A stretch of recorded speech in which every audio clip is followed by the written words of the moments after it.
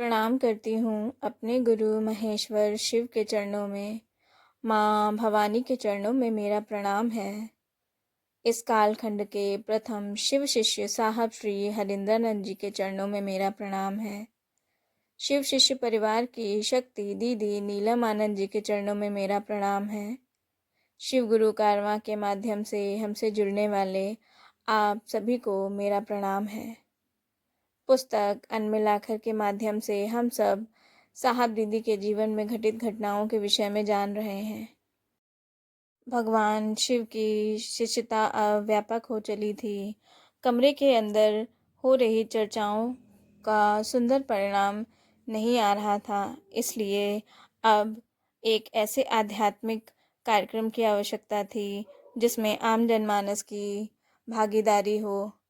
उसे शिव गुरु महोत्सव का नाम दिया गया। अब आगे की घटना के विषय में जानते हैं। गढ़बरुआरी के समीप सुपौल जिले के कपिलेश्वर स्थित शमशान में शिव गुरु महोत्सव की शुरुआत दीदी द्वारा रचित भजन जागा जागा महादेव से की गई। लोग अब साहब की चर्चा की प्रतीक्षा में थे। साहब ने चर्चा शुरू की। चर्चा का विषय महेश्वर शिव गुरु हैं यह था। साहब कहते हैं कि मनुष्य की जागतिक इच्छाओं को परमात्मा प्राप्ति की इच्छा में परिणत करने का कार्य है गुरुओं का। इन गुरुओं की श्रृंखला में शिव प्रथम गुरु हैं। वे ही आदि गुरु हैं। शिव तंत्र के प्रणेता तथा सभी आध्यात्मिक विधाओं के परम ज्ञाता माने गए हैं। उन्हें सभी गुरुओं का गुरु भी कहा गया है। यह जगत परमात्मा की इच्छा से ही सृष्ट है। मांडूक्य उपनिषद का कथन है, इच्छा मात्र प्रभो सृष्टि। उस इच्छामय की इच्छा से प्रारंभ होती है लीलानंद की लीला। चलता है काल चक्र और सृष्टि के विकास क्रम में सृष्ट होता है मनुष्य। परमात्मा इच्छा करने को स्वतंत्र है और वे ही करता है। इनके साथ आए लोग मंत्रमुग्ध तो थे ही, वहीं कुछ लोग इधर उधर से भी आ गए थे। वे भी साहब की चर्चा सुनने लगे। साहब आगे कहते हैं, मनुष्य भी इच्छाएं करता है, परंतु परमात्मा की इच्छा से मनुष्य की इच्छा भिन्न है। परमात्मा की इच्छा सृष्टि की नियामक शक्ति है, जबकि मनुष्य की इच्छा का फल अनिश्चित है। जगत में रहने की इच्छा के बावजूद मनुष्य मृत्यु को प्राप्त होता है। वे कहते हैं, एक दिन मरकर हम सबको यहीं आना है, मतलब शमशान, जहाँ आज हम आप बैठकर महेश्वर शिव के गुरु होने की बात कर रहे हैं। जगत में आने को हम विवश हैं और जगत से जाने को भी मनुष्य भी करता है। एक सीमित दायरे में वो भी सृजन और संहार करता है। यह खोज मनुष्य की मर्यादा के लिए आवश्यक है कि कौन उसे अनचाहे दुख झेलने के लिए मजबूर करता है, क्यों जगत में ले आता है और अपनी इच्छा अनुसार जगत में रहने नहीं देता। इच्छा की पूर्ति में सुख है। एक इच्छा की पूर्ति होते ही हमारी दूसरी इच्छा उत्पन्न हो जाती है। शास्त्र कहते हैं कि मनुष्य की इच्छा का उद्गम परमात्मा की इच्छा से है। जहाँ इच्छा करने की व्यवस्था नहीं, वहीं आनंद है। आज मनुष्य मात्र जगत की इच्छा करता है। साधना पूजा आदि भी जगत के सुख प्राप्ति के माध्यम होकर रह गए हैं। संत ज्ञानदेव का संदर्भ देते हुए साहब कहते हैं, ज्ञानदेव ने कहा है कि जगत गुरु के रूप में अभिहित होने वाले भगवान शंकर द्वारा उपदिष्ट साक्षात ब्रह्म विद्या जो दया से निरंतर आर्द्र है, वह संसार में सदा विजयनी है।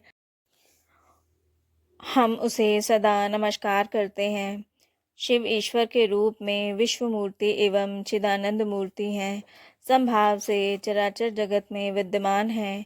भक्त अभक्त देव दानव चिकित्सक रोगी एवं जन्म मृत्यु के अक्षुण्ण रूप से विराजते हुए भावातीत सत्ता हैं।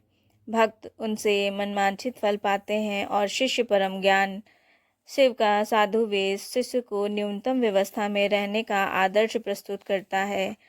भर्तृहरि ने कहा है, भोगा न भुक्ता वयमेव भुक्ता, तृष्णा न जीर्णा वयमेव जीर्णा। लोगों को इंगित करते हुए साहब कहते हैं, साधुता कहती है कि रहना नहीं देश बेगाना, तो फिर जागतिक सुखों की ओर भागदौड़ कैसी। शिष्य आचरण से सीखता है, अतएव गुरु आचार्य होते हैं। शिव तो आचार्यण हैं। शिव की पूजा कर अनेकों ने अतुल धन वैभव प्राप्त किया है। उन्हें गुरु मानकर अगस्त, दधीची आदि से लेकर मत्स्येंद्रनाथ तक ने जन जन को आध्यात्मिक आलोक प्रदान किया है। कवि रविंद्रनाथ टैगोर ने अपनी कविता में कहा है, आमी नटराजेश चेला, चित्ताकाशे देखची खेला, बंधन खोला सिखाची साधन, महाकालेर त्रिशूल नाचे। शिव आदि काल से जगत गुरु की उपाधि से विभूषित हैं। सभी सद्गुरुओं ने उन्हें अपना गुरु माना है। सद्गुरुओं में व्यक्तिगत स्वभाव एवं रुचि के आधार पर विभेद है। किसी सद्गुरु के द्वारा सन्यासी होना आवश्यक बताया गया है, तो किसी ने गृहस्थ आश्रम को बाधक नहीं माना। ये सन्यासी गुरु के साथ साथ गृहस्थ गुरुओं के भी गुरु हैं। वे स्वयं गृहस्थ हैं, शमशानी और निहंगी भी हैं। महेश्वर शिव में सभी आध्यात्मिक विधाओं की स्थापना है। जगत गुरु होने के कारण जगत का कोई भी व्यक्ति उनका शिष्य हो सकता है। अब यथा नाम तथा गुण वाले गुरुओं की कमी होने के कारण यह आवश्यक हो गया है कि गुरुओं के गुरु शिव का शिष्यत्व स्वीकार किया जाए। उन्हें अपना गुरु मानकर शिष्य भाव उत्पन्न किया जाए। घर घर के बाबा शिव ही जगत गुरु हैं। वहाँ बैठे लोगों की ओर उन्मुख होते हुए साहब कहते हैं कि शिव की पूजा सांसारिक समृद्धि ही नहीं बल्कि शिवत्व भी देती है। व्यक्ति की मानसिक चिंतन धारा स्वार्थ जनित तटबंधों को तोड़कर सर्वमय होगी। मन का भैरव स्वतः दैविक और भौतिक कष्टों को अपने त्रिशूल से विदीर्ण कर देगा। शंकराचार्य ने कहा है कि शिव गुरु का मौन व्याख्यान शिष्य को संशय मुक्त करता है। अध्यात्म के इस संक्रांति काल में सर्व चिंताम परित्यज्य दिन में कम परीक्षते के अनुरूप शिव का शिष्य होकर परीक्षा की जा सकती है। नवीन मृग शावक जैसे बरसात की पहली बारिश को रिमझिम संगीत को साश्चर्य सुनता है, उसी प्रकार वहां उपस्थित लोग गंभीर होकर सुन रहे थे, उल्लासित और हर्षित होकर, उत्सुक होकर। भारतवर्ष का गौरवपूर्ण धार्मिक आध्यात्मिक इतिहास जो अज्ञानता और जड़ता के पास में बंधता जा रहा था, हो रही शिव चर्चा उसे पाश मुक्त कर रही थी। अज्ञानता के तमश के अवतरण में परमात्मा ने बड़ी सूक्ष्मता के साथ आनंद दंपत्ति में यह शक्ति संचारित की थी, जिसका आज एक तरह का पूर्वाभ्यास था। विधाता जिसे कठोर कृपाण देते हैं, उसके सामर्थ्य और शक्ति की भी परीक्षा लेते हैं। कपिलेश्वर की उस शमशान भूमि में हुई चर्चा एवं भजनों के संप्रवाह से ऐसा लग रहा था जैसे शिक्षा और ज्ञान के आदि प्रवर्तक स्वयं दक्षिणामूर्ति सदाशिव ने प्रत्यक्ष विग्रह धारण कर लिया हो। पटना से आए हुए अन्य शिव शिष्यों ने भी शिव को गुरु मानने के बाद प्राप्त अनुभूतियों से एक दूसरे को अवगत कराया। आयोजक के रूप में एक दो स्थानीय लोगों ने आभार व्यक्त किया। चर्चा समाप्त हो गई। इस तरह से महोत्सवों और संगोष्ठियों का आयोजन आरंभ हुआ। लोग निरंतर जुड़ते रहे और कारवां बनता गया। वक्त की रफ्तार के साथ इसने विशाल जनसैलाब का रूप धारण कर लिया और आबाद गति से विस्तार प्राप्त करता रहा। साहब और दीदी का संकल्प बार बार परिस्थितियों से टकराता रहा, उलझता रहा। संकल्प जितना कठोर था, परिस्थितियां उससे कहीं अधिक विषम थी। गढ़बरुआरी स्टेशन पर ट्रेन तुरंत मिल गई। लोगों ने दीदी को यथास्थान बैठाया। साहब ट्रेन के गेट के दोनों रॉड को पकड़े दरवाजे पर खड़े होकर शिव शिष्यों से बातें कर रहे थे। गार्ड ने हरी झंडी दिखाई, लेकिन यह क्या, गाड़ी खड़ी की खड़ी रह गई। पहिया जस का तस। वे बातचीत में व्यस्त थे।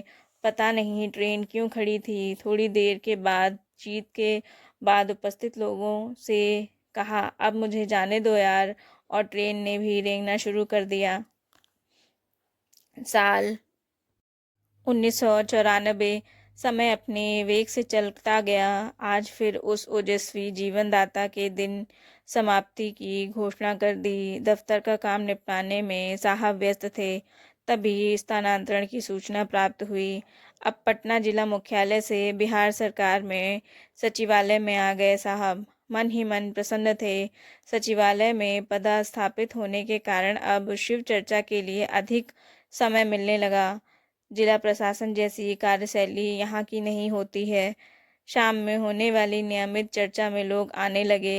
आज भीड़ ज़्यादा नहीं थी, फिर भी 25-30 की संख्या रही होगी। कई दिनों से पराशक्ति रहस्य पर आंशिक रूप से बात हो रही थी, सो इसे ही विस्तार मिलना था। साहब कहते हैं कि पराशक्ति वह शक्ति है जो आपको परमात्मा की ओर ले जाए। सोचेंगे तो पाएंगे कि शक्ति को धारण करने के लिए पात्रता आवश्यक है, अन्यथा शक्ति धारक के लिए ही घातक हो सकती है। मोटरसाइकिल चलाने के लिए ज्ञान आवश्यक है। कहानियों से रावण का उदाहरण हम देख सकते हैं। रावण ने शिव से त्रैलोक्य की शक्ति मांगी थी, किंतु शक्ति के संचालन का ज्ञान नहीं मांगा था। परिणाम आप सभी को मालूम है, सब कुछ विनष्ट हो गया। शक्तिमान ही शक्ति को धारित कर शक्ति का सदुपयोग कर सकता है, अन्यथा दुरुपयोग की प्रबल आशंका बनी रहेगी। कहा जाता है शिवेच्छा बलिष्यति। शिव की इच्छा में इतना बल है कि समस्त सृष्टि उत्पन्न हो रही है और पल प्रतिपल इसका विखंडन भी हो रहा है। शिव सहजता से उपलब्ध थे, आज भी हैं। शक्तियाँ भी सहजता से उपलब्ध हैं, किंतु शक्तियाँ धारण करने की पूर्व पात्रता अनिवार्य है। चर्चा का विषय इतना गहन है कि किसी को आभास भी नहीं हुआ कि चाय कब आ गई। साहब कहते हैं शक्ति का विग्रह करेंगे तो समस्त चराचर शिव की इच्छा का नाम है। इसीलिए कहा जाता है कि शिव की कण कण में स्थिति है। परमात्मा सूक्ष्म अति सूक्ष्म सत्ता है, फलतः उसका विग्रह अथवा फैलाव स्थूल की दिशा में ही संभव है। पर्वत की चोटी पर पहुंचा हुआ व्यक्ति चलना चाहेगा तो उसे नीचे ही उतरना होगा ना। अर्थात शक्ति का विकास सूक्ष्म अति सूक्ष्म से स्थूल की ओर हुआ है। शक्ति की स्थूल से सूक्ष्म की ओर वापसी के क्रम को ही परा या विद्या शक्ति कहा जाता है। पराशक्ति का गमन स्थूल से अति सूक्ष्म की दिशा में होता है। साहब चाय की प्याली उठाते हुए कहते हैं, शिव अपनी इच्छा से जीव बनाता है और उसी की इच्छा जीव को शिव बनाती है। पराशक्ति को ही विद्या बोलते हैं और अपरा को अविद्या। विद्या शब्द विद धातु से बना है, जिसका अर्थ होता है होना। विद्या का अर्थ है जो है, अविद्या का अर्थ हुआ जो नहीं है। शक्ति के अनेक विग्रहों में भारत के मध्ययुगीन काल में 10 महाविद्या की धारणा दृष्टिगत होती है। 10 महाविद्या में प्रथम देवी काली हैं। छोटी बड़ी असंख्य शक्तियों का बहुत बड़ा साम्राज्य रहा है। स्पष्टता शक्ति मूल रूप से शिव की इच्छा है। कहा जाता है कि यह शक्ति शिवस्व शक्ति निर्विवाद रूप से शक्ति के रहस्य शिव हैं, भले ही वह धन की शक्ति हो या काल की शक्ति हो। कुछ दिनों के बाद एक सरकारी जांच के क्रम में साहब को मुंगेर जाना था। मुंगेर में कुछ परिचित भी थे, दीदी भी तैयार थी। Retired professor doctor Shashibhushan Verma ने कहा, मैं भी चलूँगा। मध्याह्न के भोजनोपरांत सरकारी जीप से सभी रवाना हुए। दीदी, बच्चे और वर्मा साहब साथ थे, इसीलिए साहब स्वयं गाड़ी चला रहे थे। बढ़िया आकर वहाँ के प्रसिद्ध रसगुल्ले का रसास्वादन हुआ। अब तक अंधेरे ने अपनी धाक जमा ली थी। बढ़िया लखीसराय जिले का एक थाना है। इनकी गाड़ी मुश्किल से 10 किलोमीटर आगे बढ़ी होगी। एक पुल को पार किया, बाद में लोगों ने बताया हरोहर नदी का पुल है। सच्चाई थी कि हरोहर नदी ने साहब को परेशानी में डाल दिया था। मानो समरूप नाम के कारण इन्हें विदाई देने को तैयार नहीं थी। जीप पुल से नीचे जैसे उतर ही रही थी, अचानक नई गाड़ी का क्लच प्लेट जल गया। दीदी और प्रोफेसर साहब को घूरने लगे। कुछ ही समय बाद मौसम का मिजाज भी बदलने लगा। पल भर में झंझावात, खूब तेज वर्षा और पवन पागल, गुप्त अंधेरा और सड़क सुनसान। जीप को ठेलकर सड़क के किनारे लिया गया। बारिश ने सबको भिगो दिया। किनारे आते आते जीप गीली मिट्टी में फंस गई। वहाँ सभी निरुपाय, हताश और भयभीत भी। बगल से एक दो ट्रक गुजरी। दीदी ट्रक को रुकने के लिए हाथ देती रही, किंतु संवेदनशील क्षेत्र होने के कारण कोई ट्रक रुका नहीं। वहां बैठकर रात भी गुजारी नहीं जा सकती थी। उन दिनों अंधेरे में अगर 5 मिनट भी कोई ठहर गया तो चोर उचक के उसके कपड़े तक उतरवा लेते थे। यह बात साहब को दंडाधिकारी होने के कारण पूर्व से ही ज्ञात थी। सभी भीगे हुए ठंड से कांप रहे थे। बच्चे जीप में सिमटे हुए। लग रहा था जैसे महाकाल से नियंत्रण काल अतिशय क्रोध में है। 10 मिनट के बाद उसी तूफान में पीछे से एक ट्रैक्टर के बल्ब की रोशनी आती दिखाई दी। वह तेज गति से जीप के सामने तक आया। ये उसे रोकने के लिए हाथ दे रहे थे। आगे बढ़कर ट्रैक्टर रुक गया। ट्रैक्टर बिल्कुल नया था, उसकी ट्रॉली भी। हमारे यहाँ ट्रैक्टर की ट्रॉली को बोलचाल की भाषा में टेलर कहते हैं। साहब ने चालक से अपना परिचय दिया और अपनी विपदा बताई। उन्होंने कहा, आप लखीसराय तक जीप को टोचन करके पहुंचा दीजिए। ट्रक चालक ने आनाकानी की पर ज़्यादा बोल नहीं पाया। उसने पूछा, रस्सी है? उत्तर ना में था, किंतु दीदी ने कहा, मेरे ब्रीफकेस की साड़ियाँ हैं, उसे बांधकर आप टोचन कर सकते हैं। तभी चालक ने ठंड से कांपते हुए खलासी से कहा, देखो ट्रेलर में रस्सी है क्या? खलासी पीछे से बिल्कुल नई मोटी नायलॉन की लंबी रस्सी निकाल लाया जो लपेटे में थी। जीप टेलर में टोचन हुई। चालक और खालसी को ट्रैक्टर तक हुड पानी से थोड़ा भी नहीं बचा पा रहा था। दोनों ठंड से कांप रहे थे। सभी जीप में बैठे। ट्रैक्टर धीमी चाल में चला। लगभग 1-2 घंटे लगे लखीसराय बाजार पहुंचने में। रात के 11 बज चुके थे। तूफान अब थोड़ा धीमा हो चला था। चालक ने ट्रैक्टर रोक दिया। उतरकर बोला, बगल के घर में जीप का मिस्त्री है, आप लोग बनवा लीजिए। बाजार पूरी तरह अंधेरा था।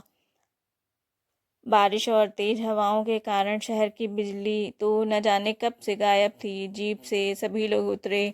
सड़क के बगल का दरवाज़ा खटखटाया और जीप की स्थिति बताई।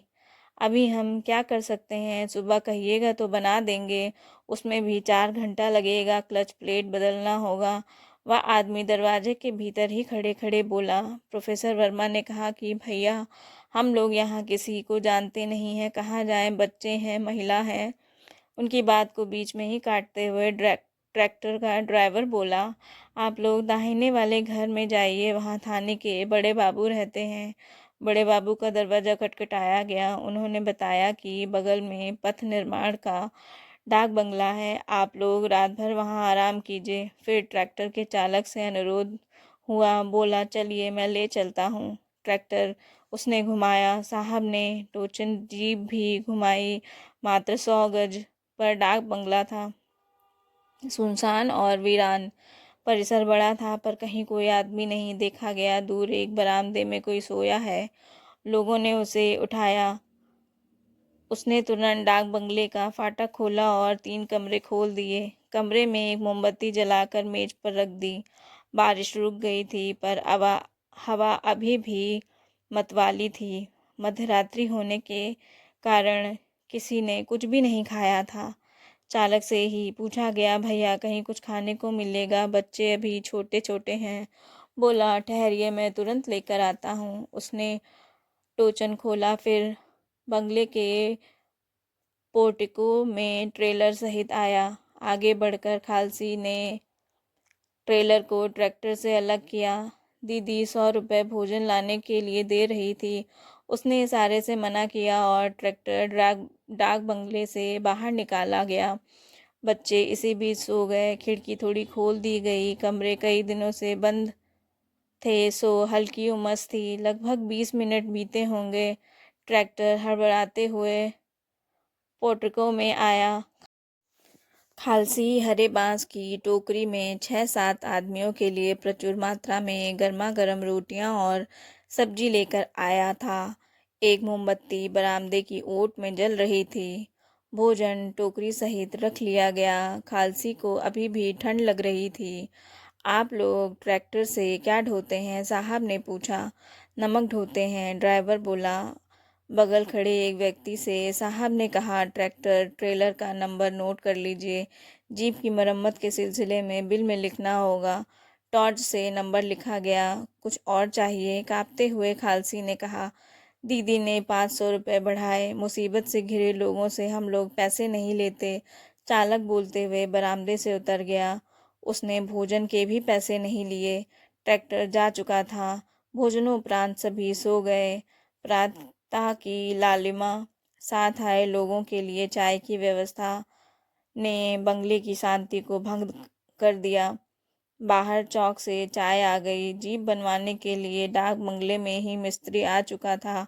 अभी भी हल्की बूंदाबांदी हो रही थी। मरम्मत के लिए जीप को ठेलकर पोर्टिको में ले जाया गया। मिस्त्री दो थे। हेड मिस्त्री ने कहा, 1 बजे तक नया क्लच प्लेट लग जाएगा। 9 बजे के आसपास थाने से एक पुलिस पदाधिकारी आया। शायद रात की घटना से सशंकित थानेदार ने भेजा था। हालचाल पूछा गया और चला गया।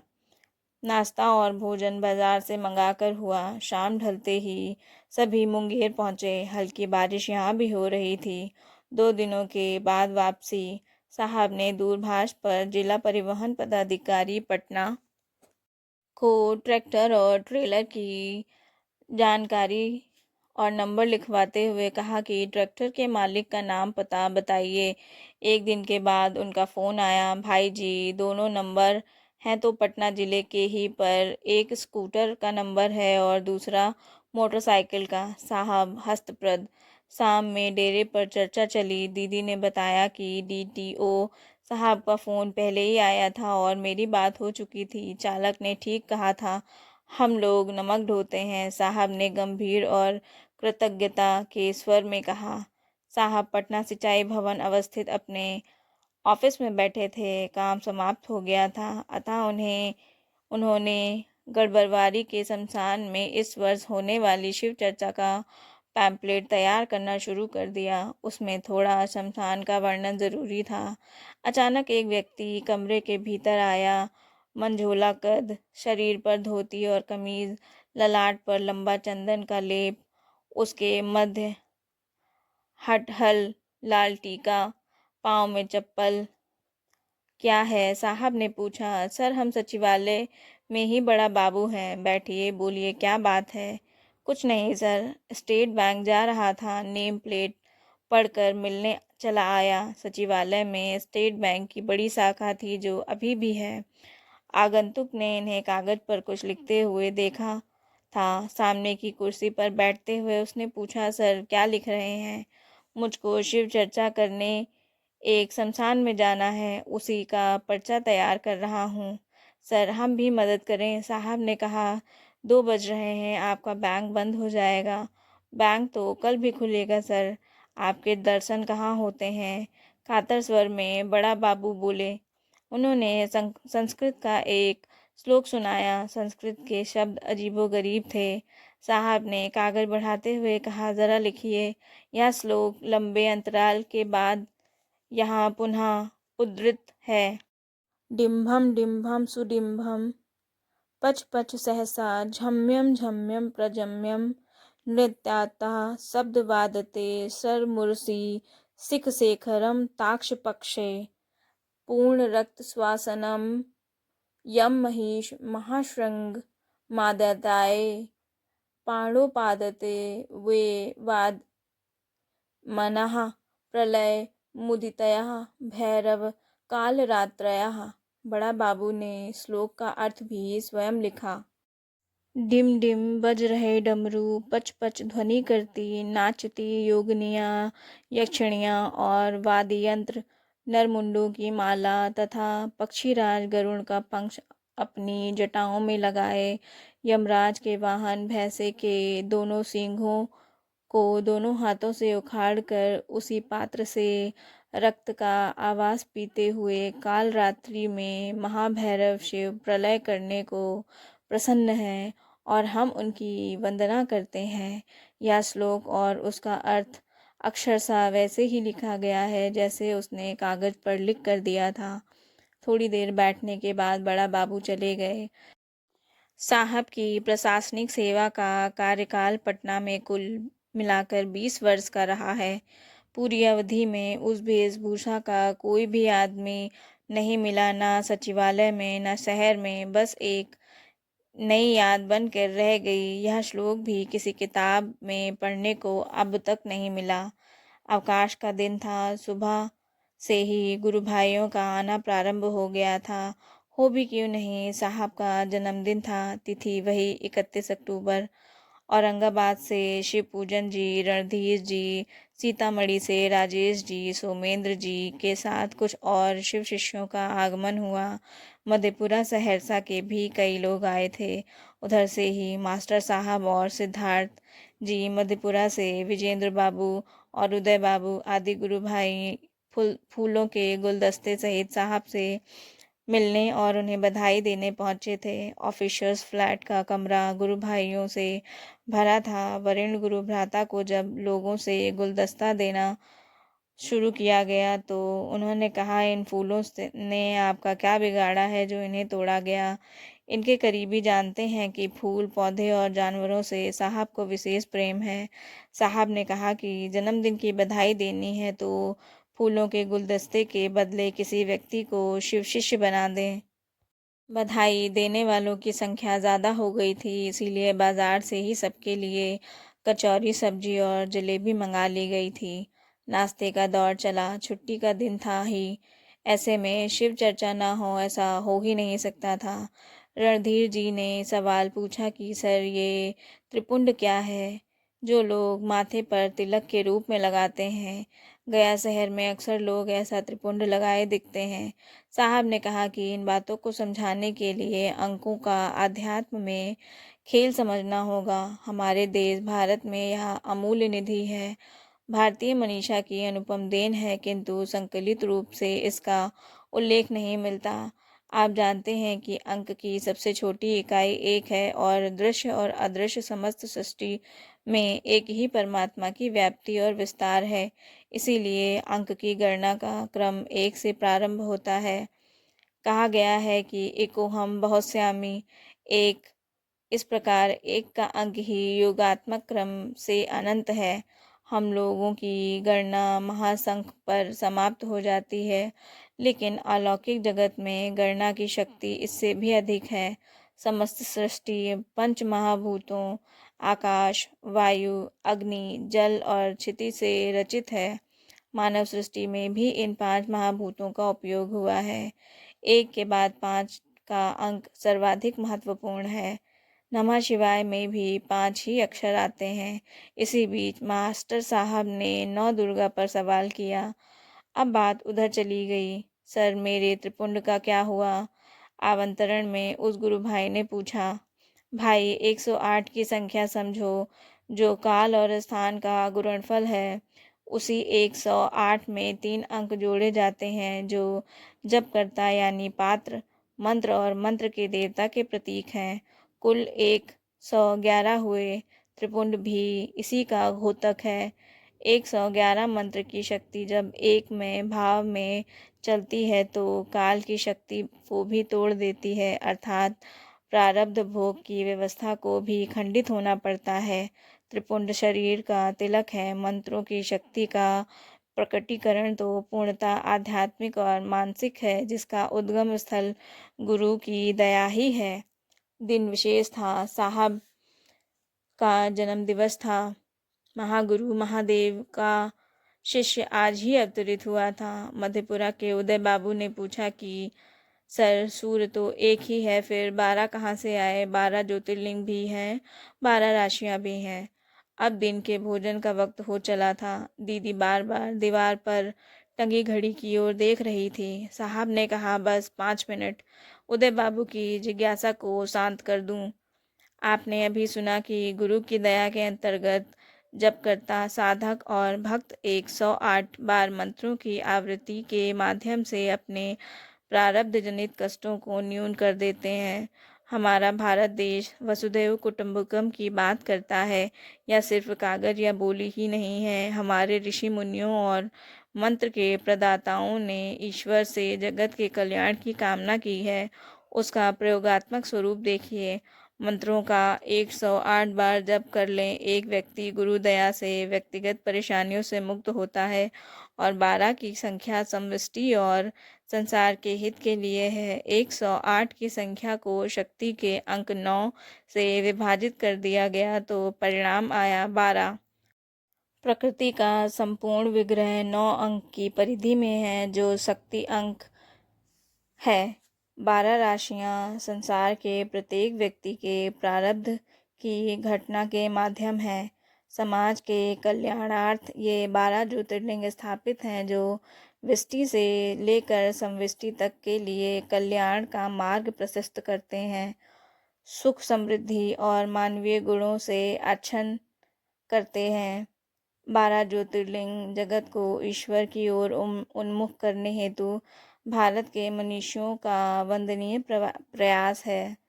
वसुधैव कुटुंबकम हमारी चाहत है, हमारा संकल्प है और हमारा प्रयास भी रहा है। 20वीं सदी से अंतिम दशक का उत्तरार्ध शिव चर्चा का फैलाव तीव्रता से हो रहा था। लग रहा था स्वयं महागुरु महादेव अपनी निगरानी में इसे महासंकल्प को विहान दे रहे हैं। समय बदल रहा था, शहर बदल रहे थे। कभी बेगूसराय तो कभी सीतामढ़ी, कभी सुपौल तो कभी समस्तीपुर। बस शिव चर्चा ही शिव चर्चा। शिव गुरु महोत्सव का प्रारंभ हो चुका था। अब शिव की चर्चा व्यापक रूप ले रही थी। शिव ही गुरु क्यों है? शिव की इच्छा में ही बल है। शिव की इच्छा से ही जीव शिव बनता है। यह सब साहब ने बताया, समझाया। अब आगे साहब दीदी के जीवन में कौन सी घटनाएं घटित हुई, अगले भाग में जानते हैं। आप सभी को प्रणाम।